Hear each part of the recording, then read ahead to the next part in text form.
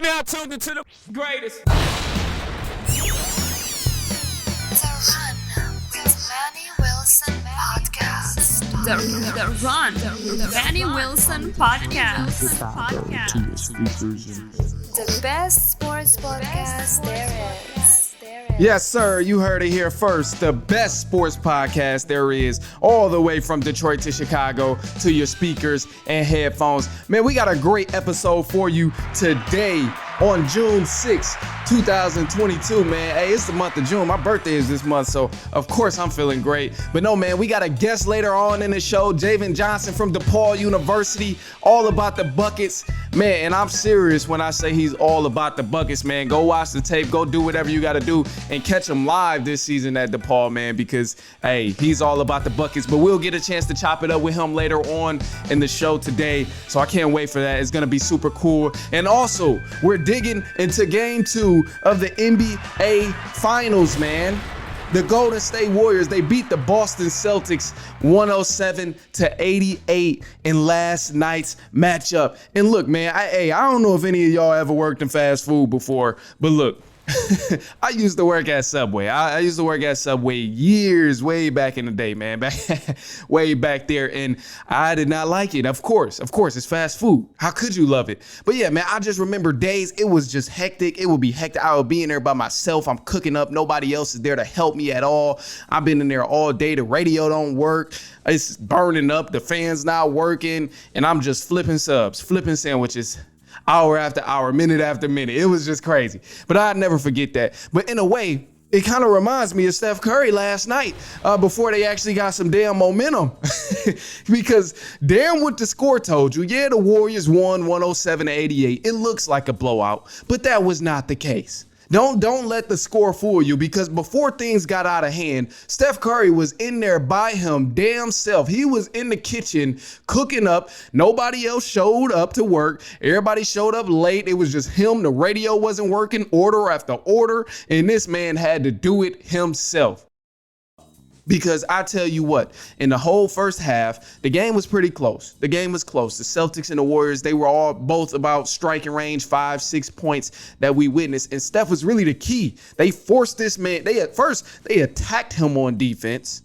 They attacked Steph on defense, went at him every play, and he did a damn good job at defending, even though there was size mismatches and all of that stuff. But he did his thing on the defensive end, and then he came back down on the offensive end. Forced to distribute the ball, forced to score the ball, forced to rebound, forced to pass the ball, forced to create. This man had to do it all on the offensive end as well as the defensive end. And let me tell you what type of help he received here. The help he received was a Klay Thompson shooting 1 for 8 in the first half. He was 0 for 4 from the three-point line and only had 2 points in the first half. That was the help he received. Well, Jordan Poole looked like he had a good game. You know, you looking at the numbers. No. Them third quarter numbers right there. We ain't talking about, we talking about before the help came, before other employees came to help Stephen Curry in the kitchen. Jordan Poole was broke too. He was 1 for 5 after the first half and only had 3 points there. So I'm telling you, Steph had to will his team and scratch and claw to keep his team afloat. But when they showed up, that's when we seen that big difference maker. That's when we seen the Warriors start to pull that 20-point lead, 25-plus point lead. Because in that third quarter, the Warriors became a different team. As we all know, they've been doing for some years. Ever since they've been winning championships, the Warriors have thrived in the third quarter. Don't be fooled by what you see earlier on in the game. Just wait till the third quarter. They'll tell you every single thing you need to know about this Warriors game and if they'll win or if they'll lose. And then you keep going, man. You keep going into the game where you think, well, how did the Warriors even get to this advantage where the game slipped out of hand from the Celtics when they were only down 10-5? First, this is what the Warriors do. When they get an 8-point lead, it can drastically change. It can change in a matter of seconds just because of the way they can heat up. Their three-pointers are 100% contagious. You might even get lucky and knock down the three. If you out there on the floor with Steph and Poole and everybody and they knocking them down, you might even get, the way they knock down their threes.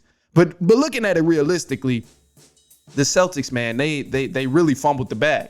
They fumbled the bag. They were too generous in game 2. They gave the ball up 18 times and allowed the Warriors to score 33 points strictly off of turnovers. Strictly off the turnovers. You take away those 33 points, this is a completely different game. And then not only were they down 33 points, as the Warriors began to go on their run in the third quarter, what I seen from the Celtics is they struggled. They struggled to score on a set defense from the Golden State Warriors. And credit to the Warriors because their defensive intensity sparked up tremendously, but they struggled to score. The Celtics, they could not score on that set defense. They didn't have the transition ball to depend on and the transition buckets to depend on. And what they did, instead of trying to run plays or do anything organized, they ran to a lot of one-on-one. We seen Jaylen Brown try and force up a lot of buckets that he made in the first half, but couldn't really get them to fall in the third quarter. And then as far as Jason Tatum, he played a pretty good game, but those role players wasn't there. Those role players began to do the same thing as me and you, but they just had a floor seat. They started watching the game. They started watching Jason Tatum go to work, watching Jaylen Brown try and put up a bucket. And then when they get the ball and forced to score, it's like they've been cold. They haven't gotten to no rhythm for I don't know how long. So it's going to be tough, man. It's going to be tough. And I know game 3 is going to be completely different. Of course, it's obviously a huge game. Any finals game is a huge game. But as far as game 3, man, the Celtics, they have to protect home court. The series has changed now that they stole game 1 and lost game 2. So as long as they protect home court, we could really be looking at an early series in 6. But I personally don't think that's going to be the case. But no, if they protect home court, they got to limit those turnovers, obviously, and figure out a way to score on that set defense. If they knock those 2 things down and can slow the Warriors down in the third quarter, you know, hey. it might go to the Celtics, but of course, you know who I'm rolling with, man. Hey, I need Steph to get this MVP, and clearly he's gonna have to work his ass off to get this MVP. But I love it. It's all good. But stick around, man. We got a special guest coming in, Javen Johnson. He's right around the corner. Let's do it. Stay tight. We'll be right back with the interview.